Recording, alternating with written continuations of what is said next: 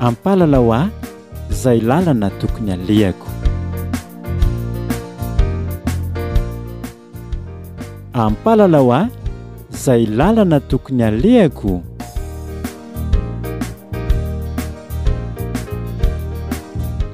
Fandaharana totosainy vondrona mifampitantana eto amin'ny radio Vaovao Mahasoa.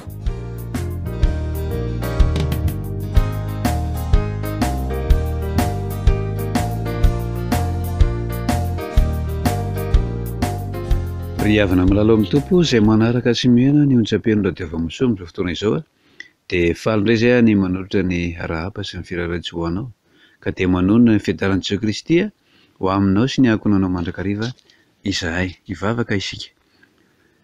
Ry Andriamanitra rainay izay any an-danitra dia fifaliana ho anay indray ny misaotra sy midera mankalaza manome voninahitra ny anaranao noho ny fitahiana ho anay ka asatraranay ity fotoana ity, mbola hamezanao hery sy tanjaka, fahasalamana, tombonandro ho anay tsirairay avy ka dia afaka miombina indray amin'ny alalan'izao fandarana izao izahay.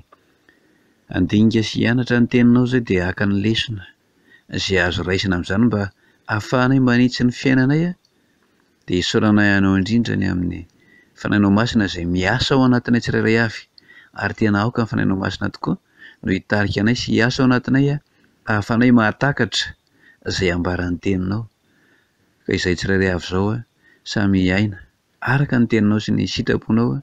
Izany no ankatahanay amin'ny anaranao Jesoa Kristy dia taio ny mpiaino rehetra, taio ny fitaovana izay ampiasainay dia ho voninahitra ao izany rehetra izany. Amin'ny anaranao Jesoa Kristy no hivavahanay. Amen. Araka izany dia ny fandarana ampalalao azy ilana tokony alehako izao arahantsika izao. Andeha ho jerentsika indray androany misy teny izay avy aminareo mpiaino anankiray izay ho resantsika indray androany. Raha ny hevitra avy aminareo mpiaino sy ny teny rehetra avy aminareo mpiaino no ho resantsika eto isan'andro moa dia tsy ho vita daholo izy rehetra fa misy sasatsasany izay ezahana ny ampitazy amintsika sy anazava amintsika zany ny antony mahatonga ny fandarana miresaka ilay zavatra izay aneonareo hevitra na fanatsarana na fianakainana dia ny sasatsasany amin'ireny izay tokony ho vita dia ezahana fa izy rehetra aloha tsy ho vita avokoa. Ny teny namantsika anankiray izany dia izao hoe tokony teneninareo moramora ilay olona. Dia misy nanamafy an'izay hoe tokony miezaka ihany ianareo mba tsy hanafintohana olona.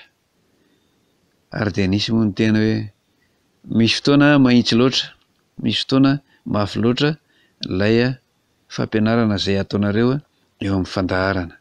Mifameno fiaina izany izay anankitelo izay ka izay no jerentsika androany aloha.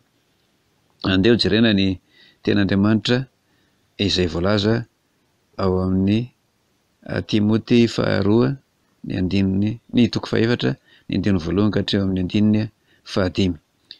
Timote faharoa toko fahaefatra ny andininy voalohany ka hatramin'ny fahadimy. Vakina amin'ny anaran'i Jesosy manao hoe: eo anatrehan'Andriamanitra sy Kristy Jesosy izay tsara ny velona sy ny maty ary noho ny amin'ny fisehoany sy ny fanjakany no ananarako anao mafy. Mitory teny mahazo toana amin'ny fotoana na tsy amin'ny fotoana, mandrese lahatra, mamporisy, mananara mafy amin'ny faharipo sy ny fampianarana rehetra, fa ho avy ny andro izay tsy ahazakan'ny olona ny fampianarana tsy misy kilema, fa angididy sofina izy dia hamory fampianarana ho azy araka amin'ny filany, ary ampiala ny sofiny amin'ny teny marina tokoa izy ka hivily ho amin'ny anganongano. Fa ianao kosa mahonona tena amin'ny zavatra rehetra, miareta fahoriana, ataovy ny asan'ny evanjelistra, tanterao ny fanompoanao. Ray masina manamasinanay amin'ny fahamarinana, ny teninao no fahamarinana. Amen. ity ten'Andriamanitra ity zany no andeha aloha ataontsika taridalana, nazavantsika sy hoentintsika mamaly ny etaetan'ny namantsika mpiaino sasatsasany izay nandefa ireo fanamarinana na hevitra ireo. Ny teny izay nambaranareo dia izao: tokony tenenareo moramora le olona, indraindray mivantana loatra ny fampianaranareo, indraindray sao dia manafitoan'olona ilay zavatra izay lazainareo. Zay zany no hevitra avy any am-piaino, ary tena marina ny filazanareo hoe mety hanafitoan'olona, mety hatezitr'olona satria mivantana loatra, fa tokony atao moramora amin'ny fisainana amin'ny maha olombelona fotsiny dia marina ihany zany. Fa raha araka ny tenin'Andriamanitra dia mazava tsara ny voalaza eto. Ny zavatra tena mahafinaritra ny olona sy zavatra tian'ny olona dia izao: izy ilay tambatambazana, na dia olona ao anatin'ny fahotany sy ny faharatsiany aza, dia mahafinaritra ny olona ny tambatambazana ao anatin'izany. Ary ny tena zahavin'ny olona dia izao: marimaritra iraisana, marimaritra iraisana. Ka ny marimaritra iraisana tadiavin'ny olona dia izao: izy afaka misabaka, na afaka mandray roa, na afaka manompotompo roa. Zay ny zavatra mahafinaritra ny olona izay. Ny tian'ny olona dia izao: izy kristianina fa mbola afaka manompo samby kely ihany, izy kristianina fa izy mbola afaka manao ny fiainana izao tontolo izao ihany, izy kristianina fa afaka mbola manara-po kely ihany amin'ny filan'ny nofo, izy kristianina fa manana toetrana jentilisa ihany. Zany ny zavatra tadiavin'ny olona sy mahatamana ny olona sy mahafinaritra ny olona ny amin'izao fotoana izao. Aza mieritreritra nareo fa mety amin'Andriamanitra izany, fa amin'Andriamanitra dia izao: na ianao resy lahatra manompo azy ka manaraka ny teniny, na ianao tsy resy lahatra fa tsy mety amin'Andriamanitra ianao mandray roa na misabaka. Zay manko ilay voalaza ny Apokalipsia: satria tsy mafana na mangatsiaka ianao dia efa alohan'ny vavako ianao. Jerentsika izany tenin'Andriamanitra izany aloha hoe ao amin'ny Apokalipsia, Apokalipsia toko fahatelo ny 9:10 ka hatramin'ny 9:11. Fantatro ny asanao fa tsy mangatsiaka na mafana ianao. Aleo mangatsiaka na mafana ianao, fa satria matimaty ianao, tsy mafana na mangatsiaka dia efa alohan'ny vavako ianao. Zay zany lay izy: na ianao tena mafana amin'ny fanompoana an'Andriamanitra, na ianao mangatsiaka, fa tsy mety zany, matimaty zany, tsy mety amin'Andriamanitra zany, tsy eken'Andriamanitra zany, ka alohan'ny vavan'Andriamanitra, tsy ilain'Andriamanitra. Zay.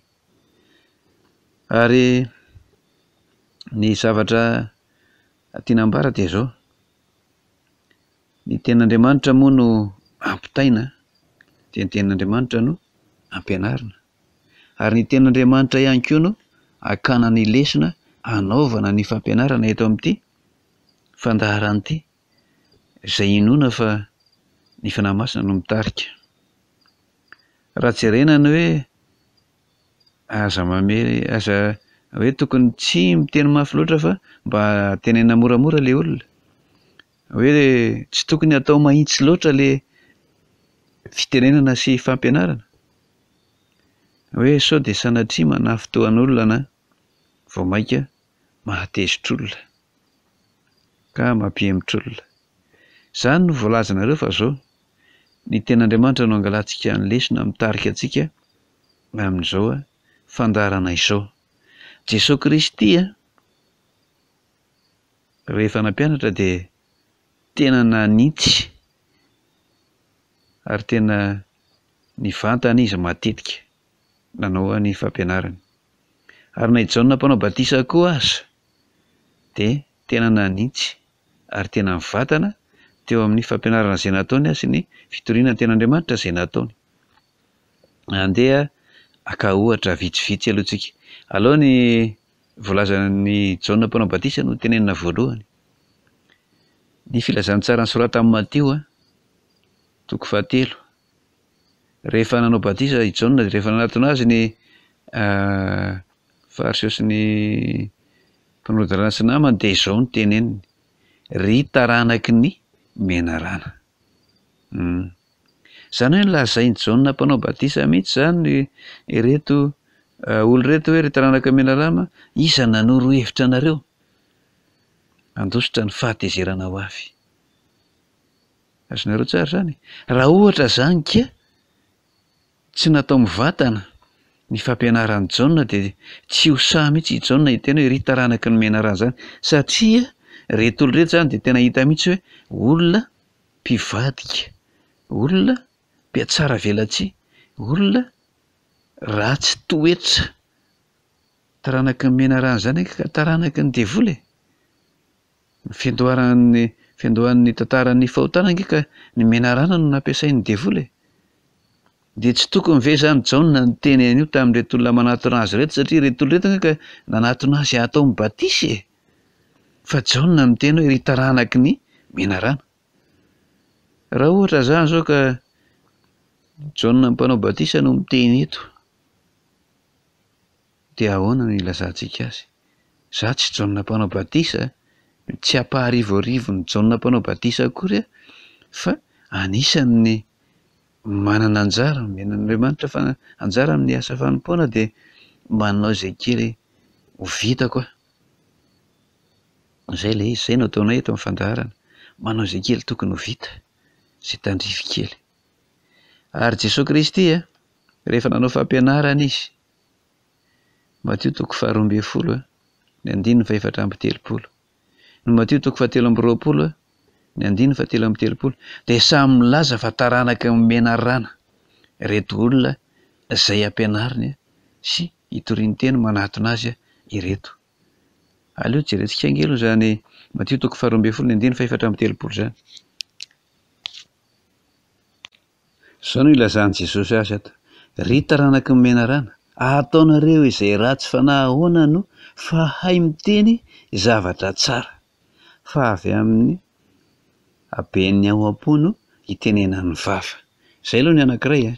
Tena miteny mihitsy Jesosy Kristy hoe ry taranaky ny menarana, ataonareo izay ratsy fanahy ahoana no fiteny zavatra. Izany no ilazany Jesosy Kristy azy, tena mivantana mihitsy hoe ry taranaky ny menarana, ataonareo izay ratsy fanahy ahoana. Izany hoe teneny Jesosy Kristy fa reto olona reto dia ratsy fanahy ary taranaky ny menarana, tsy mahay miteny zavatra tsara fa zavatra ratsy no ambarany, tsy maintsy manitsy ohatr'izany Jesosy Kristy. Izany no anaovany ny fampianarana, ary izany no ten'Andriamanitra angalana ny lesona hoe tokony ny olona rehefa tsy mety ny zavatra ataony, rehefa ratsy ny toetrany, rehefa ratsy fanahy izy, rehefa mpiteniteny foana izy, mpiteny ratsy izy, dia izao ahitsy arak'izay, fa tsy tokony ho tambatambazana.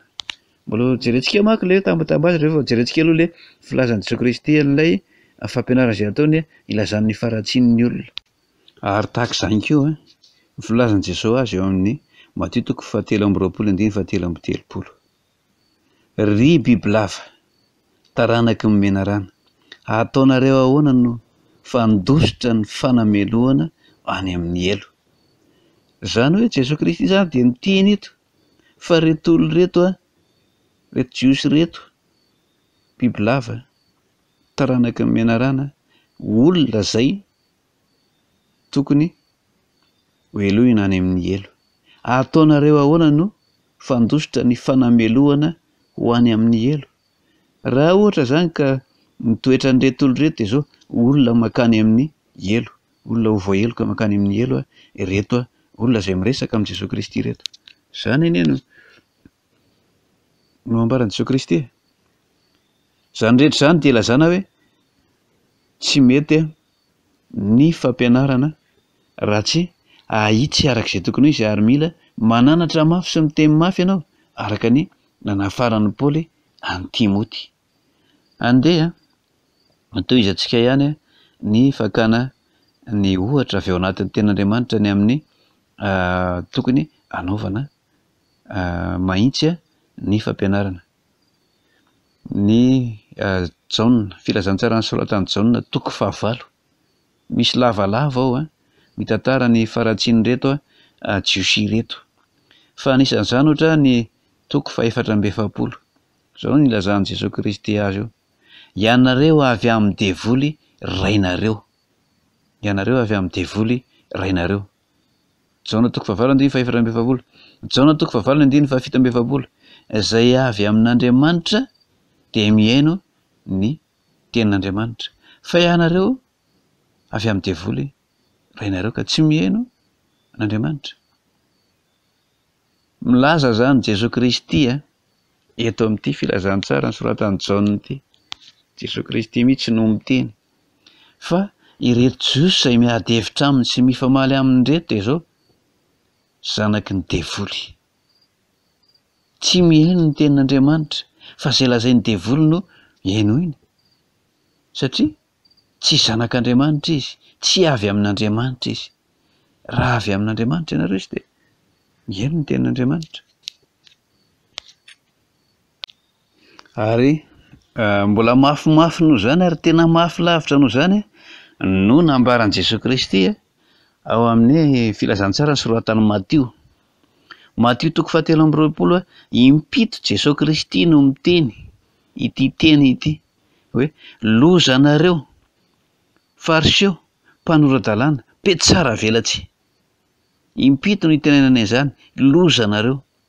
Satria manko le faharatsian'ny fariseo sy ny mpanoran-dalàna, ny sadoseo sy ny namany zany, ny lohan'ny mpisorona tamin'ny fiangonana tamin'ny jiosy tamin'izany fotoana izany, dia tena mpietsara velatsy tokoa.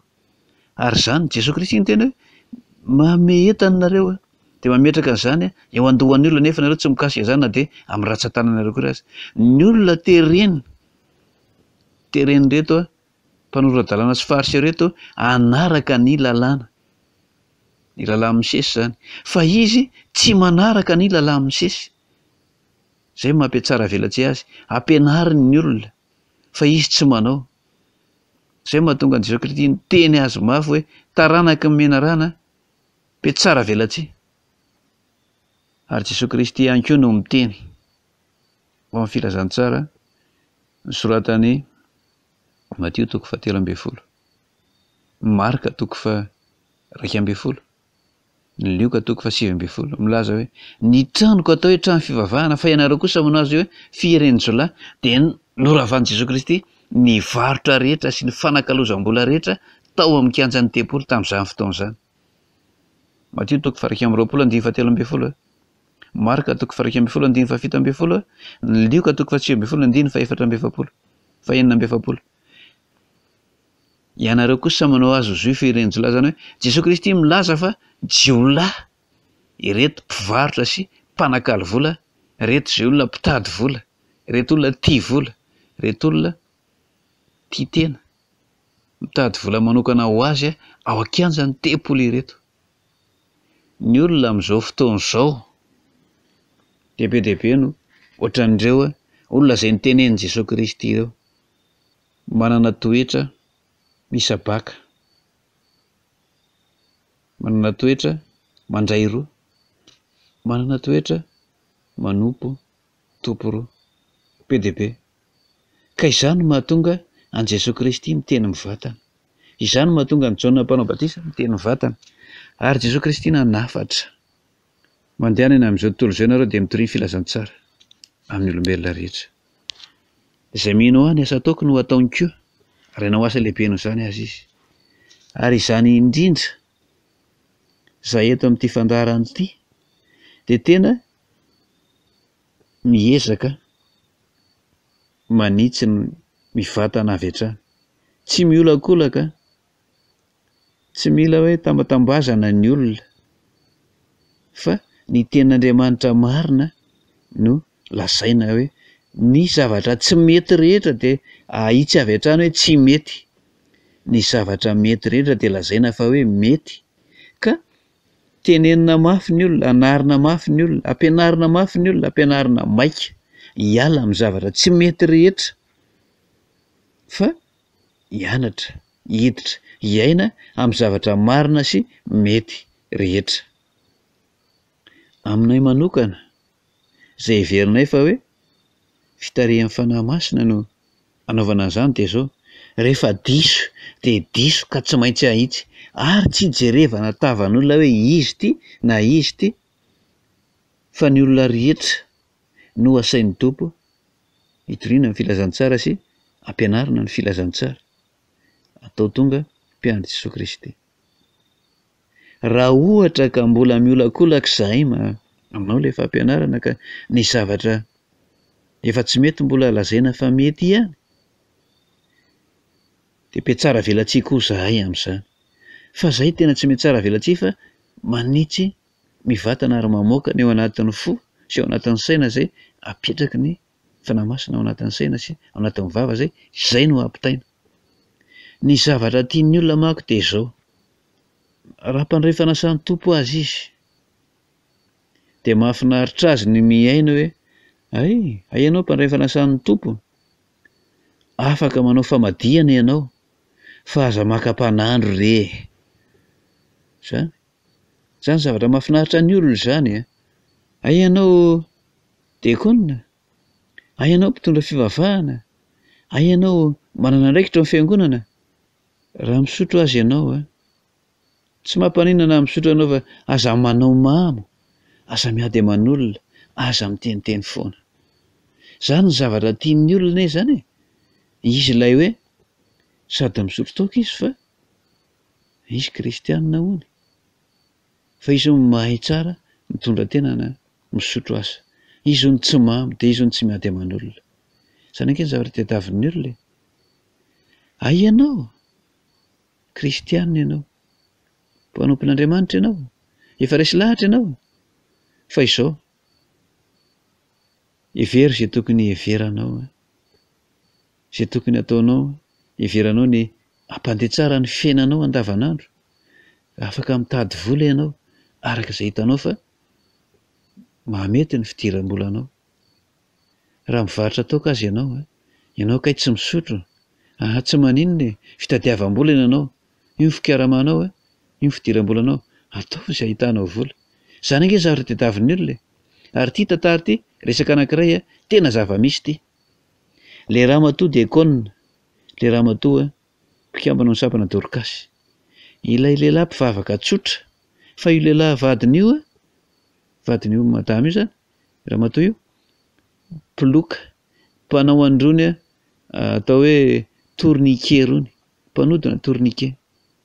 Dia ny zavatra mampalahelo dia izao no tenenin'ilay mpitandrina amin'ilay fiangonana: tsy maninona ka raha manodina tourniquet azy ramose, tsy maninona satria izy koa ny mivavaka ihany, fa raha tsy manodina tourniquet koa moa izy, inona moa no entin'ny ramatoa hanao ny anjara didiny sy ny asa fanompony any amin'ny fiangonana raha tsy mahazo vola ramose? Io ny fidiram-bolany ramose. Avelao izy hanodina, avelao izy hiloka. Izany anie ny zavatra tadiavin'ny olona zany, zavatra misy marimaritra iraisana amin'ny asan'ny devoly sy ny asan'ny satana ohatr'izany. Fa Jesosy Kristy tsy manaiky an'izany, fa ny azy tonga dia teneniny mivadina hoe mpiatsara velatsia, taranaky ny menarana, zanaky ny devoly. Mampieritreritra mafy, mampisaina lalina izany ten'Andriamanitra izany. Ka izany mahatonga anay eto amin'ny fandarana hoe tena miteny mafy izahay, tena manitsy izahay, ary aleo aza ny olona tenenina mafy, hieritreretany lalina, ka raha samy ho tafotoana ihany izy ka mahatonga saina azy ny ten'Andriamanitra ka mampiova azy, dia izay ny tsara. Noho izy tambatambazana eo foana, dia mitoy makany amin'ny lalana makany amin'ny elo sy ny fahaverezana foana makany amin'ny fahafatesana mandrakizay foana ny fiaina sy ny zavatra taona. Zay zany ny zavatra kendrena ny ampiovan'ny olona hiala amin'ny lalany ahitany ny tena lalana makany amin'ny fiainana mandrakizay. Izay no anton'ilay fampianarana hoe ampalalao azy lalana tokony alehako.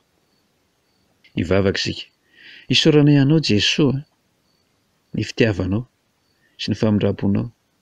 Mamindrafo ao aminay mamelany elokay fa tsy tanteraka izay manoloana ny teninao. Tena nampiatsara velatsy izahay. Tena tsy manao ny sitraponao izay. Tena mitady marimaritra iraisana amin'ny asan'ny Satana sy ny sitrapon'ny devoly sy ny fiainan'izao tontolo izao izahay. Izany mahafinaritra anay. Aitsio izahay ho afaka amin'izany. Dia misaotra anao noho ny amin'ny teninao izay mivelatra eo anatrehanay mandrakariva. Betsaka ny tsy takatry ny sainay, tsy takatry ny fahalalànay, fa ny fananao masina no hiasa ao anatin'ny tsirairay avy. Ahatonga ny tsirairay avy handinika lalina ny fiainany, handinika lalina ny tenany, dia handinika lalina izany teninao izany ary hanitsy ho amin'ny marina amin'izay lalina tokony hizorana amin'izao fiainana izao noho ny teninao. Dia apetraka eo am-pelantananao ny fiainan'ny tsirairay avy, ny fiainanay rehetra. Ianao no iahanay, tsara antoka manana ny vonona izay ary hanambina anay amin'ny asanay andavanandro ianao, ahafahanay manatanteraka ny fanomponay sy ny anjaranay amin'ny asanao. Ankatanay amin'ny anaranao Jesosy Kristy izany mivavaka izany dia ny fiadananao mitoetra ao anatinay tsirairay avy. Amin'ny anaranao Jesosy. Amen. Dia metraka mandram-peo mandram-pitafa aminareo mpiaino indray izahay. An'Andriamanitra voninahitra. Amen.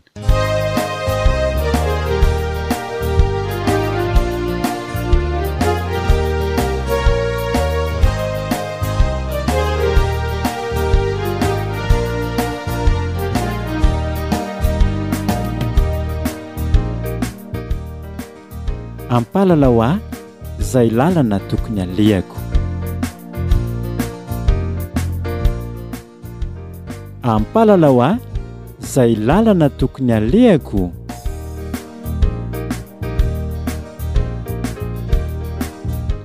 Fandaharana toto-sain'ny vondrona mifampitantana eto amin'ny radio Vaovao Mahasoa.